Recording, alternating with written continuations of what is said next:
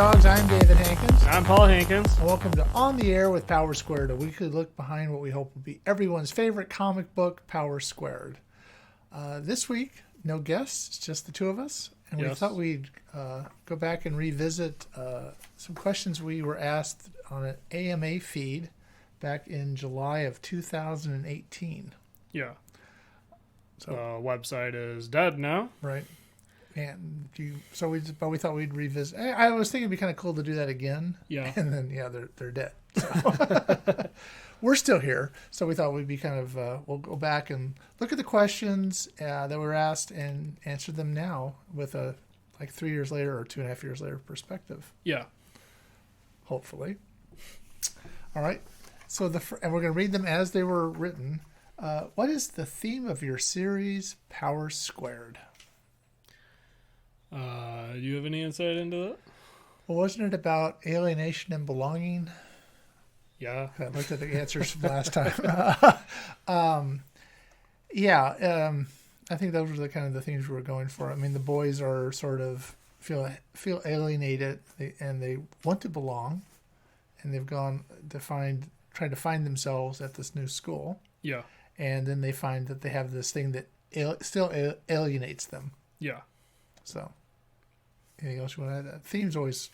Yeah. It's like, I write it, I don't know what the theme is. Jeez.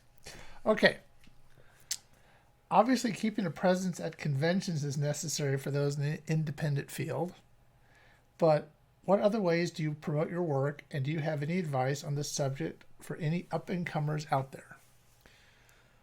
Well, we promote our work through social media. Right. Doing this podcast, doing YouTube videos. We do a newsletter. Yeah. We're on Instagram, we're on Facebook, we're on Twitter, we're on Pinterest, we're on LinkedIn. Yeah. Where all the kids are, of course, LinkedIn. As for any advice, probably it's better to build up an audience before you put something out, because then more people will know what it is and where to go to get it. Right. As opposed to what we did, which is we're kind of doing this whole thing backwards. Yeah, we had sort of this idea to do a comic book, and we didn't think about having a fan base and that kind of stuff. We just sort of went forward with it. Yeah. And we're playing a little bit of catch up. We'll be talking more about marketing in future episodes. Yeah. But yeah, and this has not been a great year for conventions, 2020. Yeah, I know. And we had... 2021 will be probably not much better anyway. Yeah, probably not until fall. So all the conventions I don't know if any of the conventions that we normally think of will actually happen. But, yeah. And it's also, if you're starting out, I would tell you to start out small. Don't go to Comic-Con first thing. Yeah. Or New York Comic-Con or... Yeah, it's okay to... If you go do the convention circuit, it's okay to do some of the smaller conventions, even ones you may not have thought of. And you might try to go to your local comic book store and see if they'll let you do a signing there. Yeah. And maybe even sell it. Yeah. Our local, well, I won't go into that. But anyway, so that's our advice. Or just don't do it. And then read our stuff. There you go. How would you describe the storytelling style you used for Power Squared, and what draws you to this type of style? Yeah, Paul, what does? I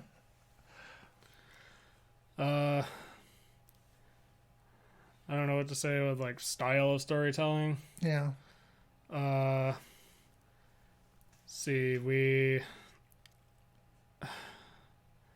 I'm not sure how to answer that question, honestly.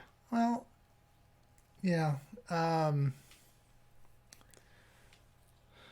guess as we've gone on, there's been more of a manga influence with the storytelling style. And in that case, it's because we have a somewhat Japanese influence with this whole thing. Mm-hmm. And we're just putting more of that into it. Right. Style is kind of a theme. These are hard questions. Why do we do this? How has Power Squared been received? pretty well generally by the people who have read it. Yes, it's getting people to actually read it. Has been the issue we've had. Yeah. And that goes back to the second question, building a fan base. But yeah, I think we've gotten, professional reviews. We've gotten one person's actually reviewed them all, and it's been 3 out of 5, 4 out of 5, which isn't, not bad for our first. Yeah, for not knowing what we're doing. I always thought that was pretty good.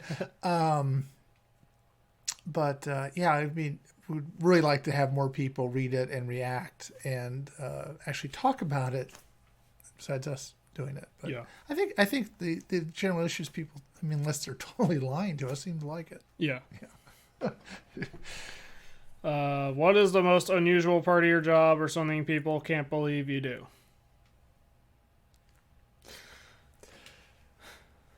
Well, I guess for me, it's as the editor. Mm-hmm.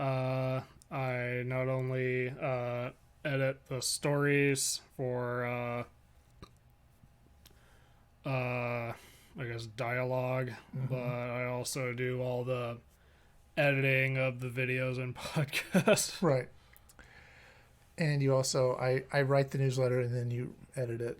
Yeah. Make sure I misspelled too many words. Yeah. And fix the grammar. But so I would say we do write a newsletter every week. Yeah. And a lot of it is just hyping like this video, but we also try to do some writing about other creative twins and things like that once a month. Yeah. So anyway, I think that would be the most unusual part. And maintaining a website. I guess that's the other thing. I have no experience doing that, and I'm doing it. Yeah. So if you like it, great. There's a lot of little things you have to do besides just, in our case, we're just writing it. Somebody's drawing it for us. And I know some people are out there that write and draw. Yeah. The lucky ones. Because I think it's easier if you could do that. Yes. I'm not complaining about anybody we have working for us, but I'm just saying if you can write and draw, then you got a leg up, I think. Yeah. So. Who are you, and how can people learn more about you and your work? Well, I'm David Hankins. And I'm Paul Hankin. You can learn more about our work by going to powersquaredcomicbook.com. Mm-hmm. And you can subscribe to the newsletter. By enrolling at SRCC, which is also on the website. That is San Ramiro Community College, the t-shirt you're wearing. That is where our main characters go to school. And so we thought we'd kind of move a little towards a theme of college. Yeah. So you can enroll at the school, get the newsletter, and it'll show you everything we do every week. And then you could also, on the website, go to the school store, campus store, and buy issues and t-shirts like what you're wearing. Yes. This is retro. Since we're doing old questions, I thought I'd wear something old. But you can go there and hopefully you'll find out everything you'd want to know. Yes. What is the origin story for your two lead characters? Well, they rescued a magical kitsune who granted them superpowers as a reward, but they didn't know about these powers understand these powers really until they were in community college. Yeah, they were about 7 years old, taking a walk through the woods, talking about their own situation. Yeah. And they heard this cry, and there's actually an issue we're doing called How They Met. Yes. Which will tell you the origin story. Yes. And give you a little behind the scenes and see kind of Mocha's point of view. Yeah. Who is the magical kitsune that gave him the powers. Yeah, so look forward to that. Yeah, so that's coming out soon. It's already drawn and written and lettered and ready to go. Yes. What would you consider to be your favorite panel from your last 5 issues, and what is it about this panel that you prefer? I don't know. I'd have to think about it. One of the panels I do like. Does the 2-page splash count as a panel? Yeah, that's pretty cool. We actually have in issue 10, there's a 2-page panel. Yeah, 2-page spread. Yeah, 2-page spread. which is pretty cool. What were you going to say? Just to kind of get kind of artsy, was at the end of, I want to say it's 11. Do you know the issue name? Well, it's part of What's in a Name? Yeah. Part 2, issue 11. There's a panel at the end where it's Marty and Quincy kissing, and it's kind of silhouette, and Yeah. I think that's kind of a nice looking panel.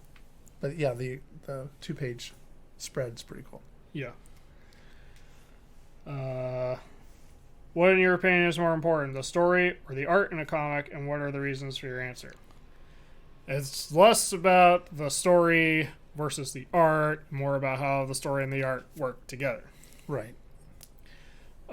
Because comics are an inherently visual medium, and the art style needs to match the kind of story that you're doing. Right. And we've been pretty lucky that the artists we have can do that. Yeah. At the same time, you still need a good story. Right. That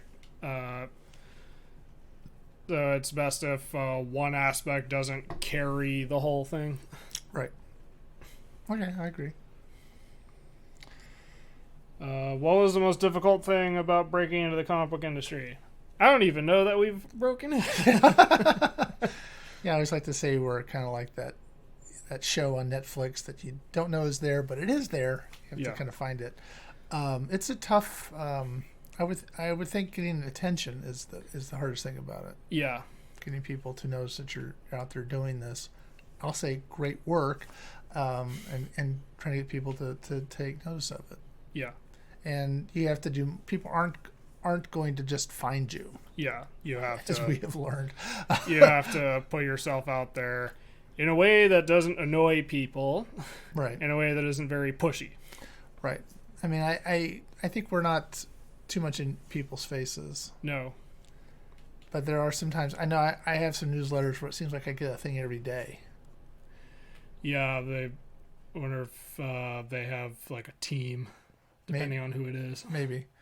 And yeah, you always wonder, like, how did they, like, you see a comic book and you go, wow, they have like, yeah, and I know that the number of followers means nothing because you actually want people to actually buy it. Yeah. But they have like, 1,400 or 14,000 people following it. How do people know about this? Yeah. Interacting with other people is also a good way to do it. Like if you're on YouTube and you're trying to build a following there, leaving comments on other people's videos that aren't self-promotion and actually relevant to the video can actually convert into subscribers. Right. Like look up Justin Y for a good example. Okay. Let's see. Do you have any interest in more mainstream comics? And if so, which characters or properties would you most like to get your hands on? I'll be honest, I don't really read much in the way of mainstream comics right now. I've been more into creator-owned stuff like Lock and Key or manga like... you got shonen stuff like My Hero Academia and One Piece, when you also have...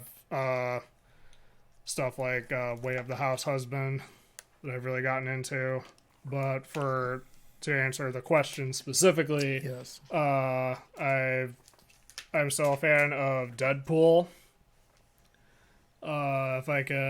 If I was to actually write Deadpool, I would probably need someone who's also good at comedy to do that, because Deadpool is a very comedic character.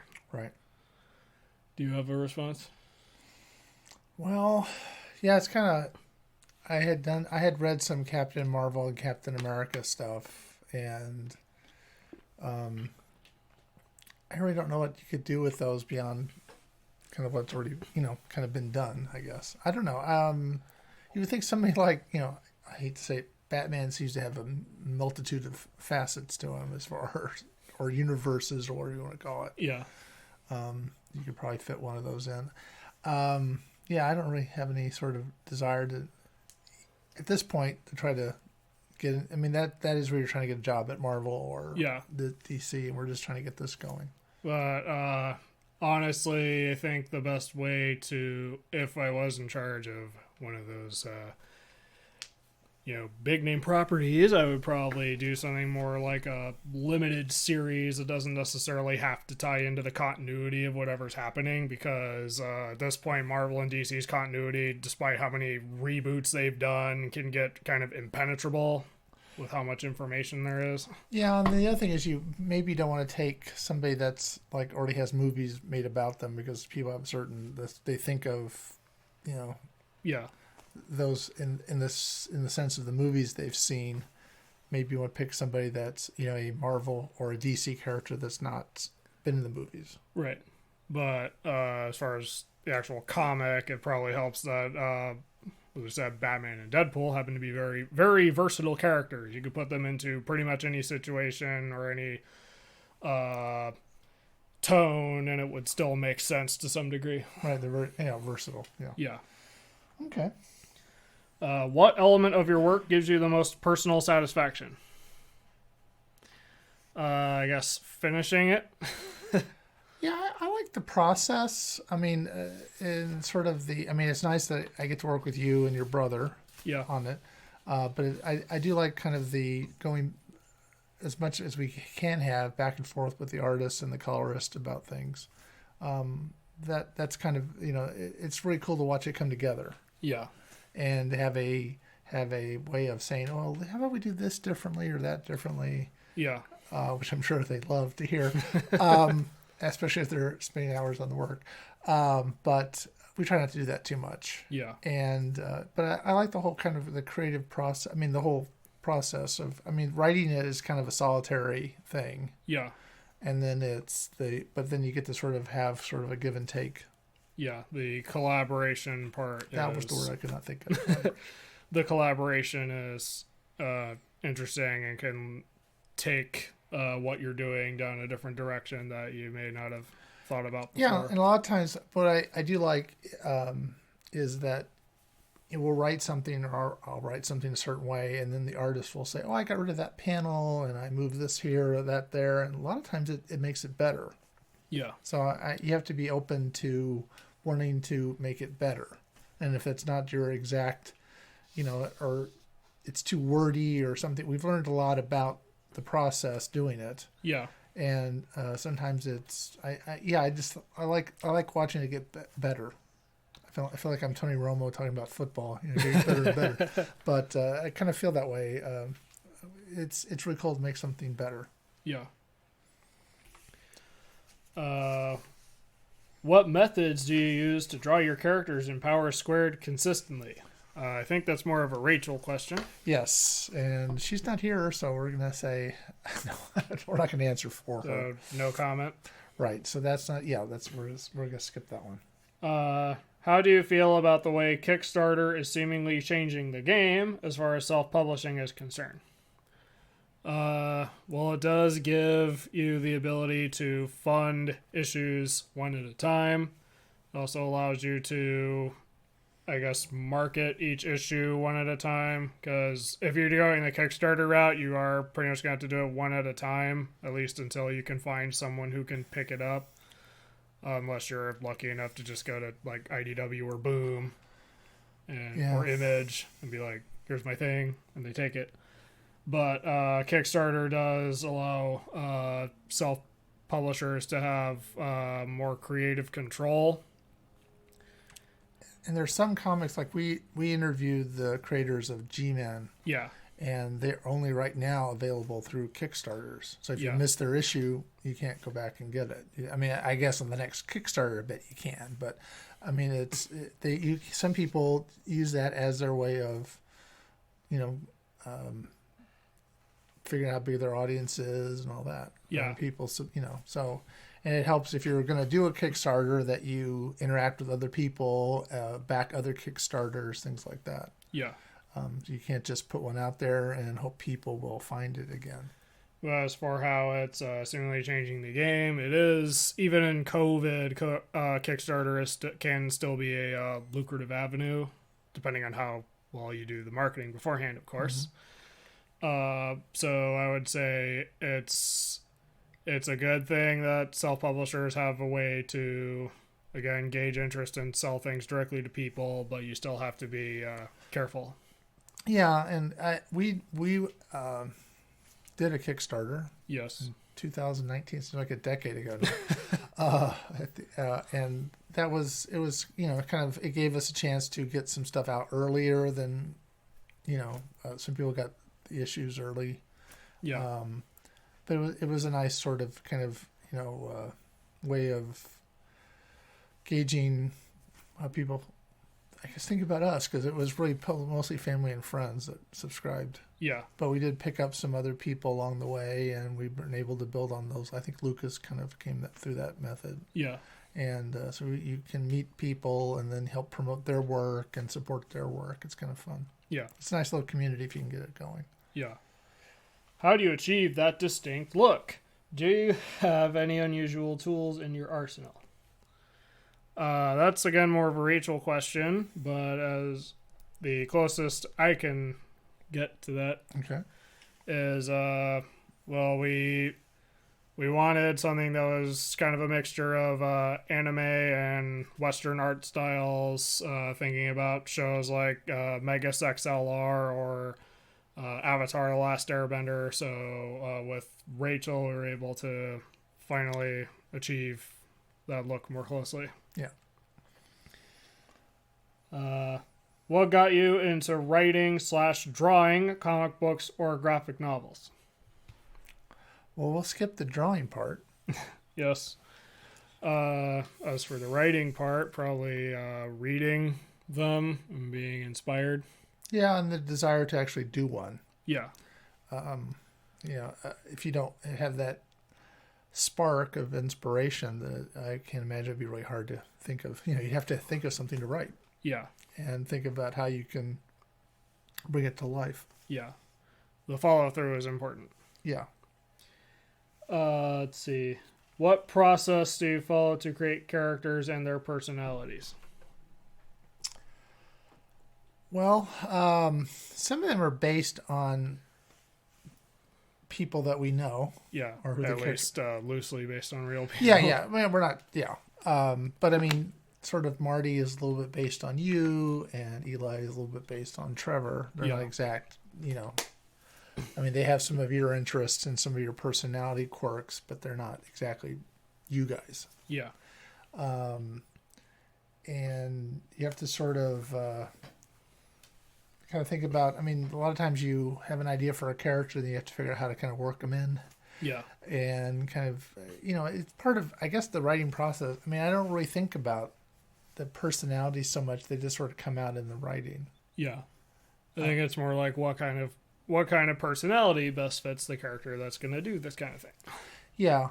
And I know that we're trying to always be kind of referenced back to the first issue, with a lot of the characters come from that. And we've added to it since then. But the one we're working on kind of harks, calls back to that first issue as well.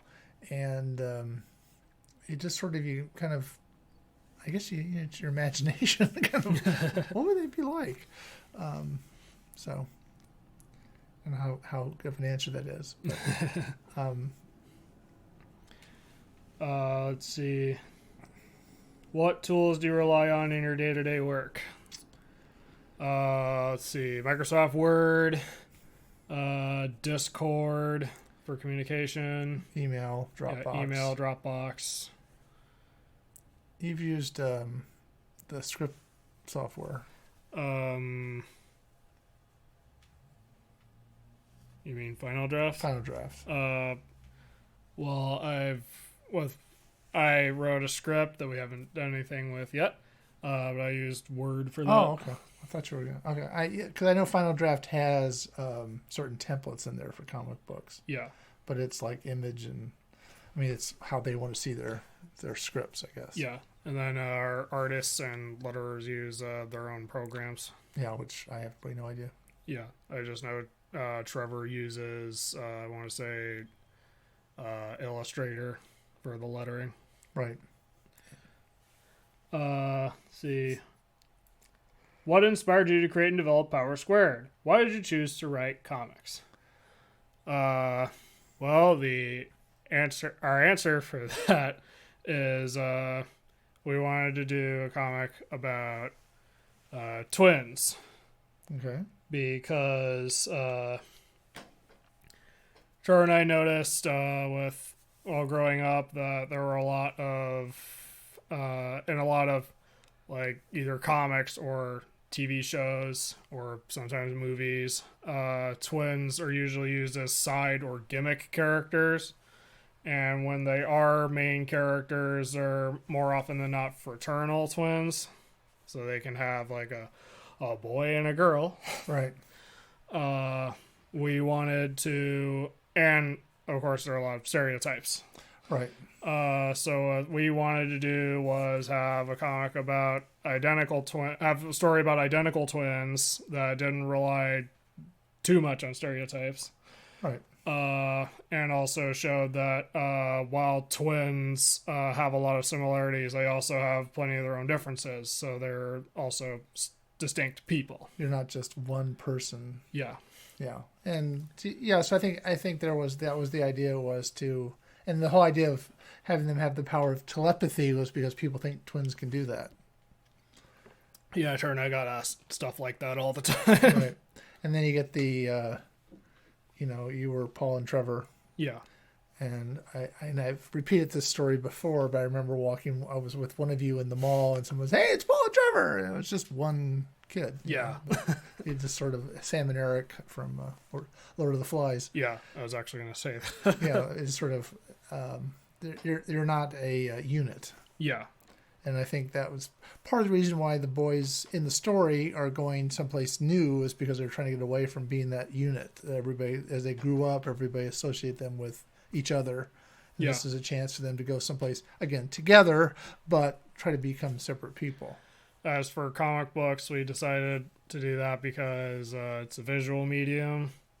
And also it would be theoretically easier to put together than something like a film or a video game. Right. Okay. All right, so How is it like to work with your brother? How do you make decisions and how do you solve disagreements? well, it's kind of easy to work with Trevor on this because we're different parts of the pipeline, and we make decisions generally through family discussion Yeah. about what we're doing. We independently have come up with ideas for stories, and as we're solving disagreements, I guess just talking it out. Because we have run into a problem where we edit the script, but we edit the script including the number of panels, but we don't tell him. Yeah, that's kind of So we've tried to get a lot better at doing that. Yeah, because again, as we were saying, the artist will say, "Oh, I dropped this pen on that panel and mushed these together," and which is all good for the story, and it's keeping up with the script part of it. Yeah. And letting him know. I like the fact that it's in-house lettering because if something needs to be changed, it's quick and easy, and he can actually. I trust him to edit something if he needed to. Yeah. If it's too long, as opposed to somebody you're not really. I guess you'd be communicating a lot more with letter than, but it just seems easier, I think, to have it in-house. Let's see. How long does it take to produce an issue? How is the process? Well, it depends on, there's a lot of factors involved. Some of the scripts have been around since the beginning, like 2017 or whatever, when we started doing this. Or actually, it's been 8 years, I guess, we've been working on this. Yeah. So 2017's halfway through. But some of the ideas have been around for a while. When we kind of get ready to, when the artist is getting close to ending a story, we need to think about kind of get the other one kind of ramped up and ready to go. That probably takes a couple of weeks to kind of do that part. Even writing the script will take time. Yeah. And go through various versions of it. It's not like a one shot. Here you go. It's great. We have, for financial reasons, kept the artist and the colorist and the letterer to 8 pages a month. Yeah. That's kind of so we can keep the lights on and other things like that. Right.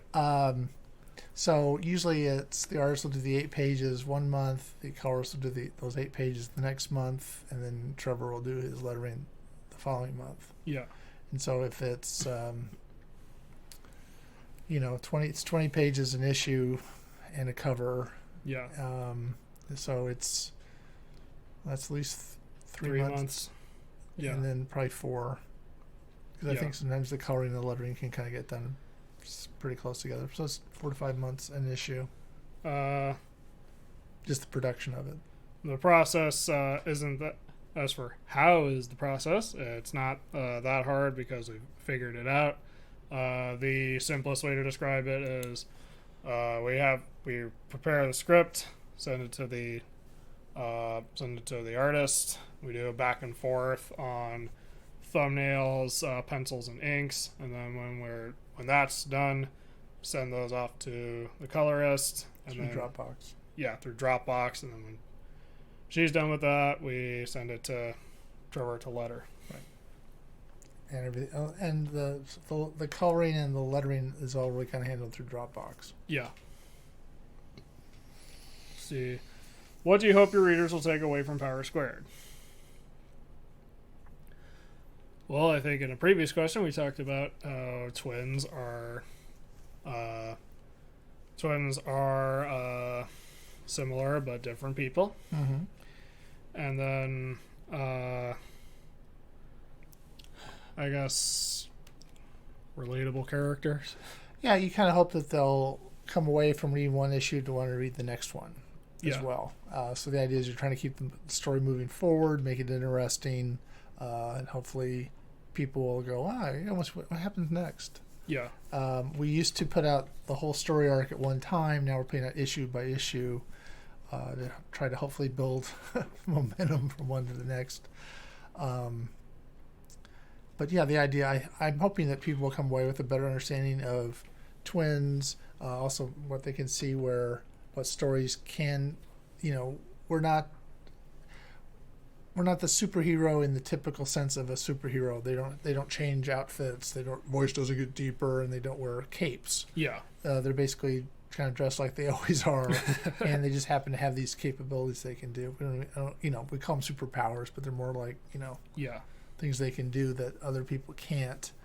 And so I think it's sort of the idea that you can superheroes among us kind of deal, and you wouldn't necessarily they wouldn't. I like the idea they don't change outfits. Let's see. How much of your own personality traits have permeated into your work? Okay, I think for Marty and Eli, the thing that's the most consistent with personality traits is that I'm generally more extroverted and Trevor is generally more introverted. Right. And then I think I'm just more wordy. Yeah. So if you see long dialogue, it's me. But I don't. So your personality, that's how you kind of feel. That's how it gets in there. Yeah. Otherwise, Marty and Eli's interests are generally based on ours, but we try to make it so that they are still people separate from us. Right. Yeah. You're not. Yeah. If they were an exact copy, then we'd delve into wish fulfillment. How do you divide the workload between you and your brother? Forgetting the fact I'm part of it too, but it's okay. If for Trevor and I specifically, that's kind of easy. Trevor decided to take up the lettering, and I decided to help with the writing and editing. Right, and Trevor helped create the whole story. Yeah, and he reads the scripts, and he can say what he wants to about them. Yeah. So yeah, I think it's kind of evenly divided. I mean, that way it's divided. Yeah. Has anime/manga been an influence in your comic? If so, any title in particular? Well, you kind of touched on that, but go ahead, touch on it again. So yes, and for any title in particular, I would probably say JoJo's Bizarre Adventure. I think we've leaned more into part 4, Diamond is Unbreakable, where you have these supernatural situations, but it takes place in a normal like city or town. Right. And it's sort of kind of like the Archies meet JoJo's Bizarre Adventure. Yeah. Well, Diamond is Unbreakable is also closer to, it does go into like murder mystery in the second half, but the first half and actually the whole thing in general is kind of more slice of life. Right. As opposed to the first 3 parts, which were more like adventure or travel series. Right. So is that the only influence? It's not the only influence, but that definitely has the most. Like with the one I was trying to write, or the issue I wrote for later, I thought more about Jojo. But you're bringing in some stuff that's not necessarily, it's more Japanese mythology than JoJo. Yeah. Well, I mean, I think probably JoJo is taking some of that as well. Yes. We have the Japanese mythological elements, but as for any specific anime or manga right, that had an influence, I would say JoJo. Okay. What is your greatest ambition for your comic? Readership. Yes. Sales. But beyond that, we do see this potentially. T-shirts and no. Yeah, go ahead. Sorry. We do see beyond that. We do potentially see this as an animated series. Right, and we are kind of working on that as we speak. One of our projects with Rachel, which we discussed last week, is some character design she's doing for what will hopefully be a pitch packet. Yeah. And perhaps also an ash can. Yeah. So if you subscribe now, you get a copy. You'll get issue number 1. If you subscribe later, yeah, you get just a who's who. If an obscure one-panel comic like Tuttenstein could get made into a successful Discovery Kids show, I think we have a chance. Yeah, and I think there's a lot of elements to it that would lend itself well as example. Yeah. Who's your favorite twin of Power Squared, and why? I think the answer might be obvious. Well, for me, it's probably Marty, because he's based on me, so I'm a little biased. Yeah. It's sort of the question you get asked as a parent of twins, who's your favorite? And the answer is always the middle one. How much character development should readers expect to see in your comics? Plenty. Yeah, I think we've if you've been reading along, you've noticed that they have developed personalities, relationships, Yeah. So I think I do think there's a lot of that, and it's sort of a character-driven superhero story in a way. Yeah. So yeah, there's a lot of character development, and kind of also not just individually, but within the tension or the dynamic of the Power Squared group, the unit that is Power Squared. There is still, you see that development as well. Yeah. If you were forced to live the rest of your life as one of your characters, who would it be? See previous. Yeah. Yeah, I don't know. If I had to pick one. Yeah. I mean, I don't know. It'd be weird. My first thought would be to say Mocha because she's got a lot of powers. Yeah. But I wouldn't know what it'd be like to be a girl. You know what I mean? I mean, that's how we've made her. So. Yeah. The other thing would be Uncle Brian because he seems not to actually work and still be able to survive. Yeah. And live nicely and never have a job. That sounds like a pretty good thing too. What do you think most characterizes your writing? It's good. No.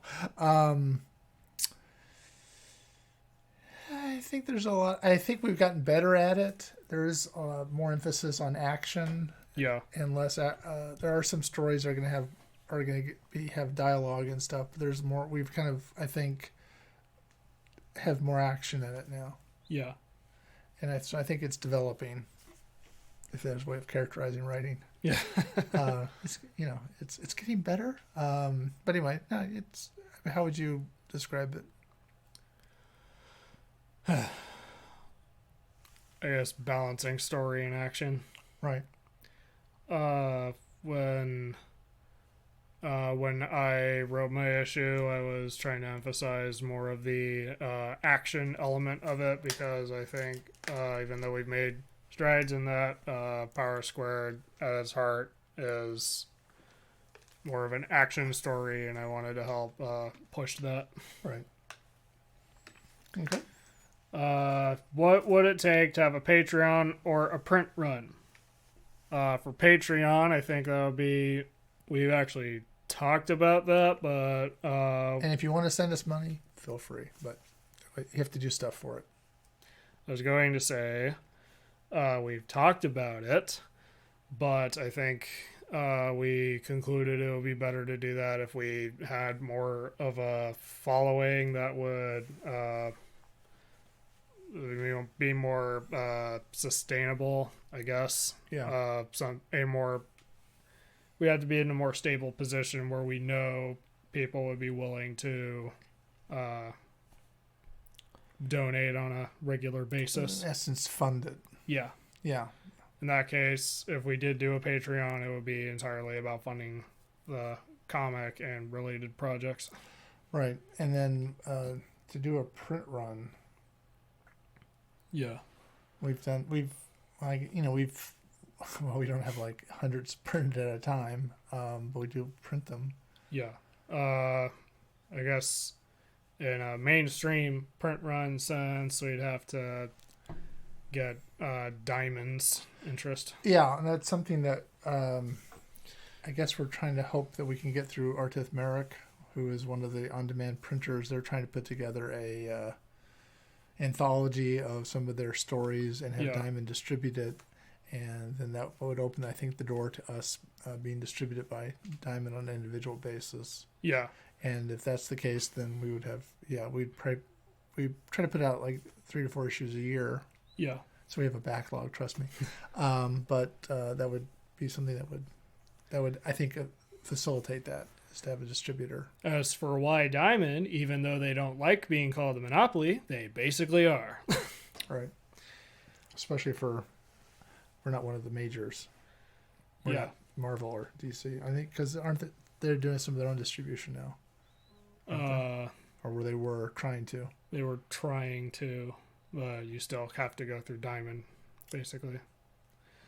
Why did you choose to write a comic book? Would you like to write other genres? Well, we've talked about why we decided to write the comic book. Yes. And we do write in other genres. Yeah. You're working on?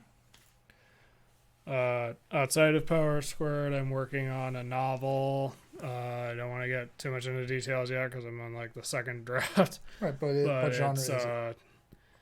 It leans more into sci-fi and romance. And I'm working on novels that are in crime fiction, using a private detective as the main character in the story. Yeah. And we also write reviews. Yes. For your blog. Yeah. So I guess that's analytical writing for Trophy Unlocked. Yeah. And we'll have a link to that. But what do you want to say? How to find it? trophyunlocked.blogspot.com. And then I also write a blog about writing. Yes. 1,000 words a day, which is kind of general. Also Blogspot. Yeah. So that comes out. It's called A Week in Writing. It's what I do, and part of it, I'm doing that as a way of kind of discussing the process for me as a writer with a day job, trying to what am I trying to do during the week? Yeah. And what am I working on? And part of that is to keep myself motivated to do it. And I've done it now for like 5 going on 6 years. Yeah. So, and you read that, you edit that as well. Yes. So, anyway, all right. So those are the questions. It was interesting going back and looking at them. I think for some of them the answer didn't change too much. No. But otherwise, I think for some of them we have clearer answers, especially like in hindsight. Yeah. And you can find on the website under under media, under interviews, you can find the text for the original AMA feed that we did. So it's out there if you want to compare our answers. Yeah. It's there for you to do. All right. So next week we are hoping to have a guest, Sean Hall, who does Dirk Brody. Yeah. Which I think if you're not familiar with him, I think you'll really like his comic book. Yeah. So that'll be next week, hopefully. And so until then, Well, are you watching this on? If you're watching this on YouTube, leave a like if you like this. Subscribe if you want to see more, and ring the notification bell if you want to see exactly when these videos go up. All right. So until next week, I'm David Hankins. I'm Paul Hankins. And this has been On the Air with Power Squared.